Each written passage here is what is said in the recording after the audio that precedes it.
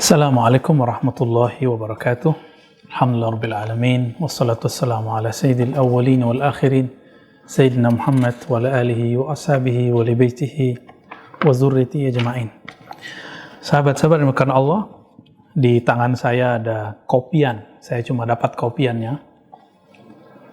Judul kitabnya Sultanul Aulia Syekh Abdullah Faiz Al-Faiz Ad-Daghestani. Ya, ini ditulis oleh Syekh Ahmad Ali Jazirah Li, ya, yang dibimbing oleh Syekh Adnan Qubbani An-Naqsyabandi. Tapi jangan salah faham dulu, saya mencintai para sufi yang ahlu sunnah tentunya, yang berakidah sahih, mencintai semua tarekat sufi, karena jika ahli hadis pewarisnya adalah Bukhari, Muslim, Abu Dawud, Tirmizi. Ahli fikih pewarisnya adalah Abu Hanifah, Syafi'i, Malik, Ahmad. Maka di kalangan ahli spiritual itu juga ada imamnya. Siapa imamnya? Ya, ada Imam Junaid Al-Baghdadi, Sarris Saqti, Abu Yazid Al-Bustami, Hasan Al-Basri, Ma'ruf Al-Kharqi, Habib Al-Ujaimi, dan lain sebagainya. Dan ajaran mereka kemudian bercabang, dan semua orang yang mempunyai sanad kepada imam-imam ini semuanya bersaudara. Karena sanad itu membuat orang-orang berilmu, orang-orang mempunyai manhaj, mazhab, itu bersaudara. Ikhwatun fil isnad. Mereka bersaudara dalam bab sanad. Beberapa waktu ini saya sering dapat pertanyaan yang belum sempat dijawab. Walaupun saya mengatakan kita bukan mufti, ya, tapi alat-alat itu diberikan oleh para masyayikh, dan kita bukan sebagai mufti, tapi memberikan pandangan semata. Ya. Apakah benar thariqah haqqani yang merupakan thariqat yang kita bahas? Dan seperti yang saya katakan tadi, saya bukan berthariqah Naqsyabandiyah haqqani. Saya pernah belajar thariqah Naqsyabandiyah Khalidiyah dan beberapa cabang Naqsyabandiyah yang lain, Mujaddidiyah dan yang lain. Ya. Dalam hal ini, meskipun saya pernah ketemu beberapa masyayikh haqqani, tapi bukan untuk mengambil talqin, cuma ingin silaturahmi, mendapatkan doa keberkahan, dan tidak perlu disalahfahami. Itu pun baru waktu-waktu ini. Namun yang mengganjal adalah ketika saya dikagetkan dengan pertanyaan, kata ulama seberang atau ulama sianu bahwa tarekat Naqsyabandiyah haqqani itu sesat. Benarkah demikian? Tentu sahabat-sahabat karena Allah, kata sesat itu persoalan yang berat sekali, karena sesat itu bahasa Arabnya dhalalah, itu berasal dari bid'ah. Dan bid'ah itu berasal dari muhdasat, sesuatu yang baru, dibuat-buat. Kullu muhdasatin bid'ah, wa kullu bid'atin dhalalah.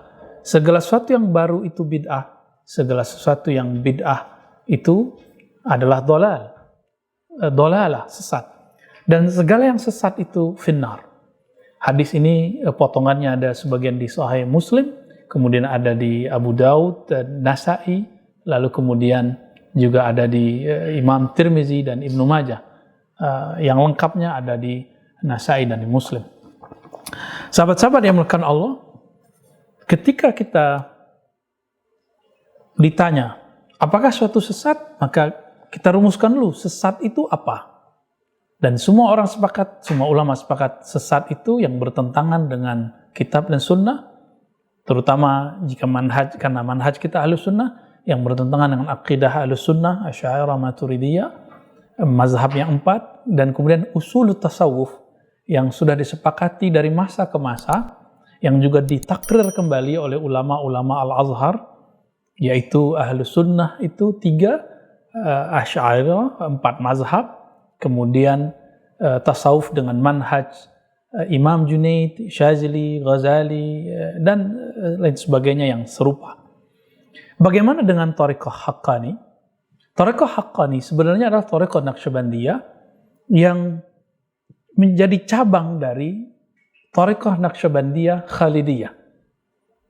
Thariqah Khalidiyah, Naqsyabandiyah Khalidiyah yang pernah diperbaharui, ditajdid oleh Maulana al-Imam Khalid al-Baghdadi ad-Dimashqi. Beliau ini juga mursyid beberapa thariqat yang lain, ada 5 thariqat yang dipegangnya. Beliau sebelum itu berthariqah Naqsyabandiyah namanya Mujaddidiyah. Maka kullu Khalidi Mujaddidi. Setiap thariqah Naqsyabandiyah Khalidiyah mesti dia cabang dari Mujaddidiyah. Namun thariqah Mujaddidiyah ini, Naqsyabandiyah Mujaddidiyah juga mempunyai cabang lain melalui jalur bukan jalur Maulana al-Imam Khalid. Maka di Mekah dulu ada Syekh Ahmad Zawawi, ada Syekh Syamsuddin, macam-macam. Itu sebabnya jalur misalnya ada di Indonesia TKN, Thariqah Qadiriyah Naqsyabandiyah. Jalur Naqsyabandiyahnya bukan Naqsyabandiyah Khalidiyah, tapi Naqsyabandiyahnya Naqsyabandiyah Mujaddidiyah. Nah, nanti langsung kepada Syekh Janjanan Syams Muzhari. Maulana Imam Khalid juga ke sana, tapi beliau kemudian berijtihad dan menghidupkan kembali suluk khalwat 40 hari arba'inat yang dulu pernah dihidupkan oleh Imam Surawardi dan Ariful Ma'arif, yang merupakan murid juga dari Imam Syekh Abdul Qadir Jilani. Sahabat-sahabat dimulakan Allah, kembali ke pertanyaan tadi. Benarkah sesat? Sekarang kita tanya, jika dia sesat, di manakah hal yang baru yang ada bid'ah di dalamnya sehingga dia jadi sesat? Jadi cara gampang mengetahui sesuatu sesat adalah sesat itu dari bid'ah, bid'ah itu dari sesuatu yang baru, yang mengada-ngada, bertentangan dengan Quran dan Sunnah, ijma' para ulama, mazhab yang 4, dan usul tasawuf. Akidah yang sahih. Lalu kita cek, kita buka karya-karya ulama Naqsyabandiyah yang ada di masalahnya murid-murid dari Imam Khalid atau murid dan murid Imam Khalid. Kitab As-Sa'adah Al-Abadiyah karya Muhammad Al-Khani menyebutkan bahwa syartul wusul pertama adalah akidah Ahlussunnah bermazhab yang 4 dan lain sebagainya. Kita lihat juga Syekh Abdullah Al-Faiz Ad-Daghestani. Apakah beliau berakidah Asy'ariyah? Ya. Beliau berakidah Asy'ariyah. Beliau rihlah hidupnya kemana-mana dan lama di Syam, sehingga beliau sangat akrab dengan keilmuan ulama Syam.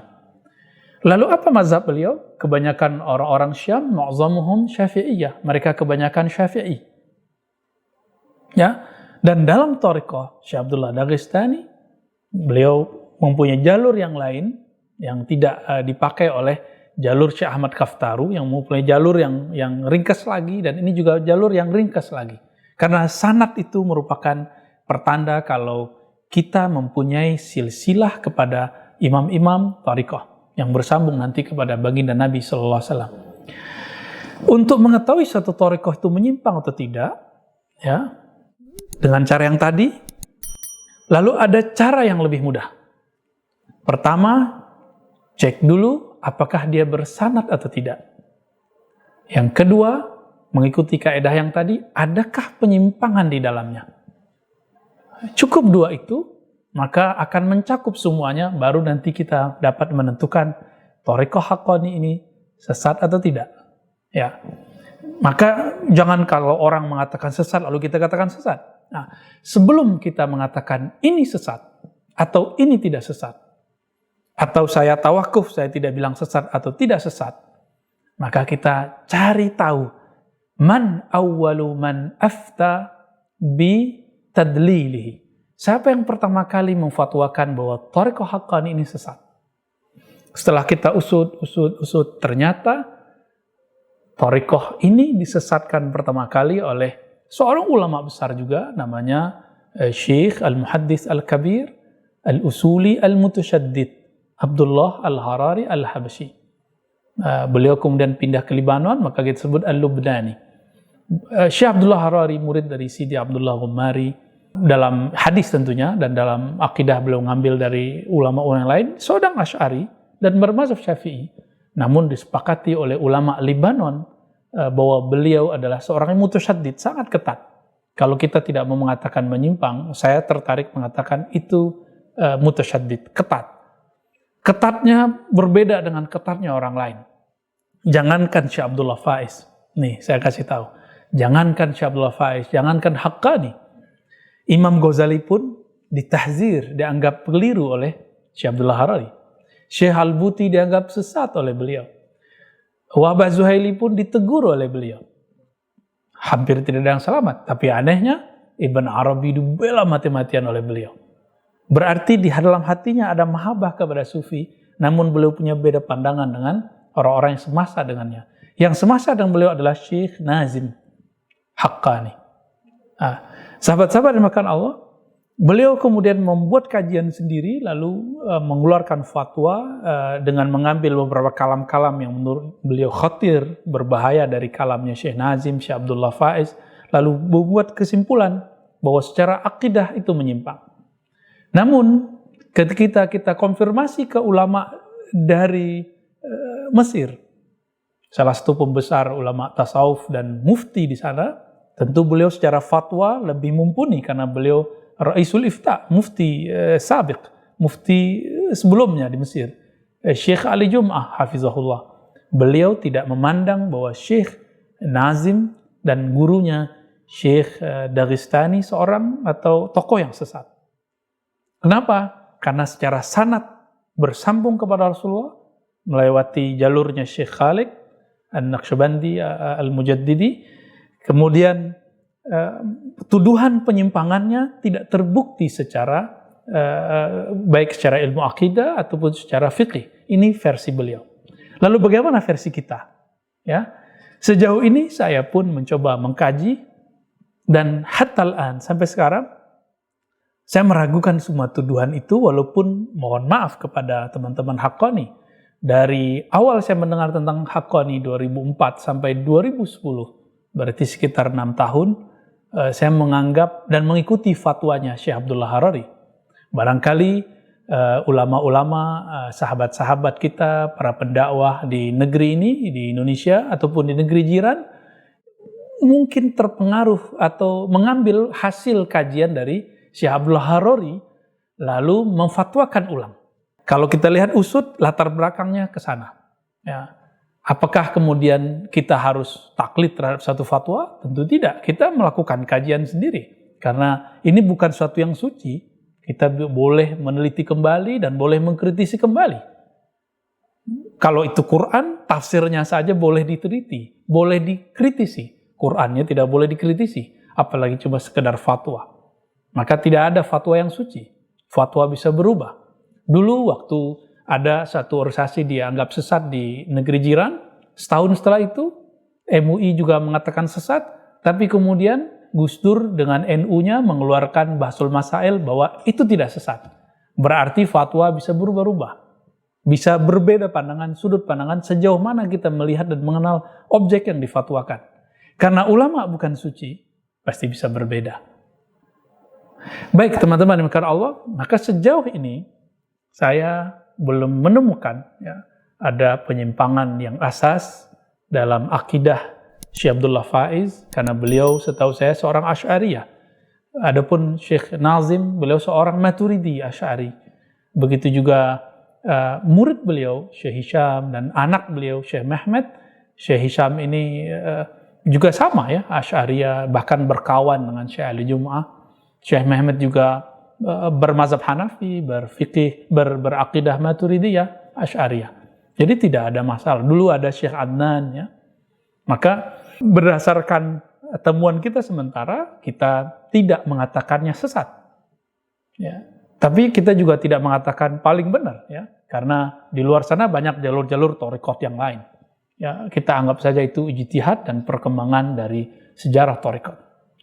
Sahabat-sahabat maka Allah, demikian opini sederhana kami tentang tanggapan terhadap apakah benar fatwa thariqat Haqqaniyah sesat. Kita pulangkan kebenaran mutlak hanya milik Allah Subhanahu wa taala. Wassallallahu ala nabi Muhammad. Assalamualaikum warahmatullahi wabarakatuh.